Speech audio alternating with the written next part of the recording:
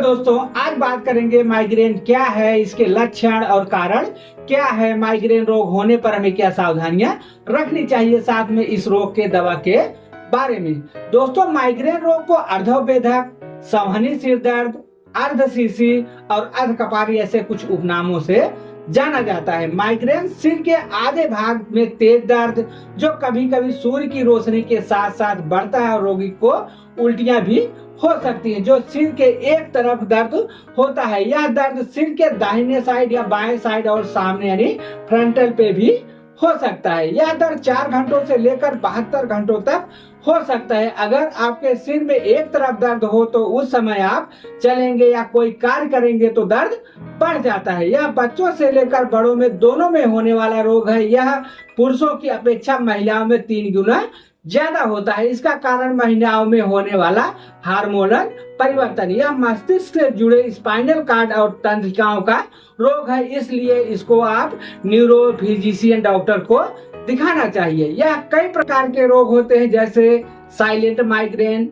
Hemiplegic migraine, retinal migraine, basilar migraine, menstrual, माई abdominal migraine, status migrainosus. लक्षण आपको सबके एक समान ही दिखेंगे, लेकिन साइलेंट माइग्रेन को छोड़कर। फिर आपका है क्रॉनिक माइग्रेन। ये तो लास्ट में होता है जब किसी रोगी को महीने में 15 या 15 दिन से अधिक दिन तक माइग्रेन के लक्षण होते हैं और इनमें कम से कम 8 दिन माइग्रेन से पीड़ित रहता है, तब उसे कुछ लंबे दिनों तक दवा खानी पड़ती है, तो उसे हम क्रॉनिक माइग्रेन कहते हैं। लेकिन माइग्रेन मुख्य रूप से 2 प्रकार के होते हैं। पहला है बिना औरा के माइग्रेन, जिसे माइग्रेन विदाउट औरा कहते हैं। यह सबसे सामान्य प्रकार का माइग्रेन है, जिसमें सिर दर्द के पहले कोई संकेत या चेतावनी औरा नहीं होते हैं। इसके लक्षणों में आपको सिर के एक तरफ दर्द, मतली, उल्टी, तेज प्रकाश और आवाज के प्रति संवेदनशीलता या पारिवारिक बीमारी हो सकती है। दूसरा है आपका औरा के साथ माइग्रेन, जिसे हम माइग्रेन विद औरा कहते हैं, यानी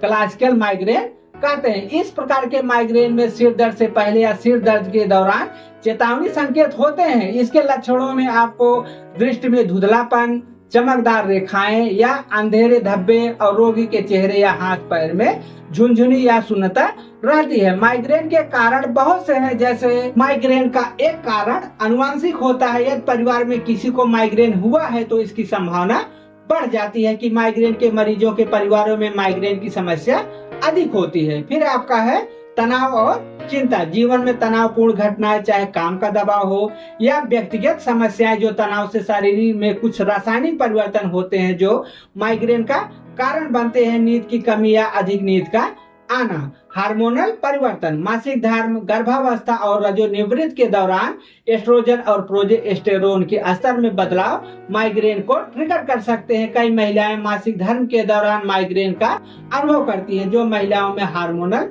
परिवर्तन माइग्रेन का कारण बनता है। मौसम में बदलाव, जैसे तेज रोशनी, तेज आवाज, डीजे वगैरह, उच्च तापमान, व्यायाम या शारीरिक मेहनत के दौरान शरीर में होने वाले परिवर्तन, कुछ दवाइयां या गर्भ निरोधक गोलियां और हार्मोनल रिप्लेसमेंट। इसके अलावा भोजन के टाइम में बदलाव, टीवी, मोबाइल को अत्यधिक देखना माइग्रेन का कारण हो सकता है। अन्य कारण जैसे सिजोफ्रेनिया, एपिलेप्सी, पेशेंट है यानी मेंटली लिस्ट की बीमारी है तो माइग्रेन होने का कारण ज्यादा होता है। ऐसा माना जाता है मस्तिष्क में रासायनिक और रक्त संचार संबंधित परिवर्तन होते हैं, जिसमें मस्तिष्क की रक्त वाहिकाएं संकुचित होती है, जिससे न्यूरोट्रांसमीटर यानी सेरोटोनिन का स्तर बदल जाता है। इन्हीं परिवर्तन से माइग्रेन का दर्द शुरू हो जाता है। माइग्रेन को रोकने का सबसे अच्छा तरीका ट्रिगर से बचना है। क्या डिस्टर्ब कर रहा है जिसके कारण माइग्रेन रोग बार बार हो जा रहा है? अगर आपको नहीं पता कि माइग्रेन को क्या ट्रिगर करता है तो एक डायरी रखने की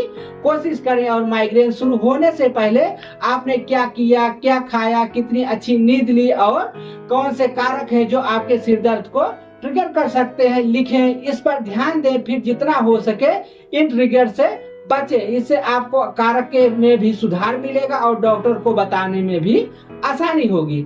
माइग्रेन से बचने के लिए आपको रोगी को वातावरण के अचानक ठंडे गर्म बदलाव से बचें तेज धूप से बाहर निकलते समय छाते और सनग्लासेस का इस्तेमाल करें। डिहाइड्रेशन से बचने के लिए हर रोज 8 से 10 गिलास पानी पिएं। स्ट्रेस कम करने के लिए सुबह नंगे पांव घास पर टहलने जाएं। लिक्विड डाइट जैसे सूप, नींबू पानी, नारियल पानी, छाछ और फल जूस पिएं। हरी सब्जियां खूब खाएं। चाय, कॉफी, कोल्ड ड्रिंक, अल्कोहल और चॉकलेट खाने से बचे। माइग्रेन दवा को 2 भागों में बांटा गया है। पहली दवा आपकी है सिंथेटिक दवा है, जैसे नेक्सडोम, जो अलग अलग डोज में मिलती है, जिसमें नेप्रोक्सान और डोमपेरिडान कंपोजिशन है। जिसमें नेप्रोक्सान है जो सूजन और दर्द को कम करता है, और डोमपेरिडान पेट के माध्यम से मतली और उल्टी से राहत दिलाने में मदद करता है। इसको आपको लेना है भोजन के बाद 1 गोली सुबह, 1 गोली शाम, यानी बीडी के रूप में। या आप हेड सेट टैबलेट ले सकते हैं, जिसमें सुमाट्रिप्टन और नेप्रोक्सान कंपोजिशन है, जिसमें सुमाट्रिप्टन मस्तिष्क में रक्त वाहिकाओं को संकुचित करके काम करता है, और नेप्रोक्सान प्रोस्टाग्लैंडिन नामक प्राकृतिक पदार्थ के संश्लेषण को कम करके माइग्रेन में आराम पहुंचाता है। नेक्सडोम के मुकाबले हैंड सेट थोड़ा महंगा है, इसे भी आपको लेना है बीडी के रूप में भोजन के बाद। या आप वासोग्रेन टैबलेट ले सकते हैं। इसमें 4 दवाओं का कंपोजिशन है, कैफीन, आर्गोटेमाइन, पैरासीटामोल और प्रोक्लोरपेराजाइन, जिसमें कैफीन आर्गोटेमाइन की क्रिया के प्रभाव को बढ़ाकर कार्य करता है।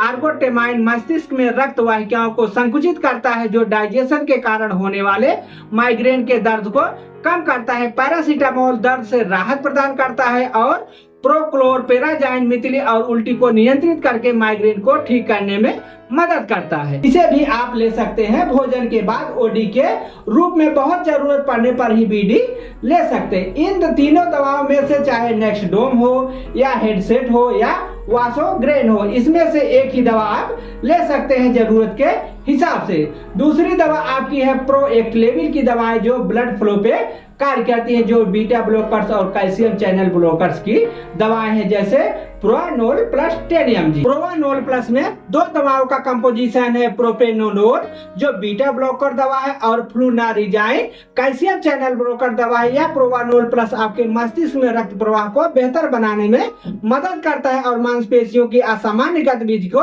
रोकता है, जो बार बार आने वाले माइग्रेन रोग को ठीक करके अपना कार्य करता है। इसको आपको लेना है शाम के टाइम सोने से पहले ओडी के रूप में। या आप सेटा टैबलेट ले सकते हैं। सेटा एंटी डिप्रेशन दवा है, जिसमें सेटालिन कंपोजिशन है। यह अपना कार्य तंत्रिका तंत्र पर कोशिकाओं द्वारा सीरोटोनिन के अपटेक की क्रिया को कम करके करता है। साथ ही यह मस्तिष्क में सेरोटोनिन टर्नओवर को भी कम करता है। इसको आप प्रतिदिन 25 से 50 mg दिन में 1 बार ले सकते हैं। प्रोवेनोल प्लस या सेटा कोई एक टैबलेट आप इसमें से ले सकते हैं जरूरत के हिसाब से। यह रही आपके माइग्रेन रोग की वीडियो। पसंद आए तो लाइक करिए, सब्सक्राइब करना न भूलें। अगर इस वीडियो से रिलेटिव अगर आप कोई जानकारी चाहते हैं तो कमेंट अवश्य करें। फिर मिलते हैं नेक्स्ट वीडियो में किसी नई जानकारी के साथ। तब तक के लिए बाय बाय।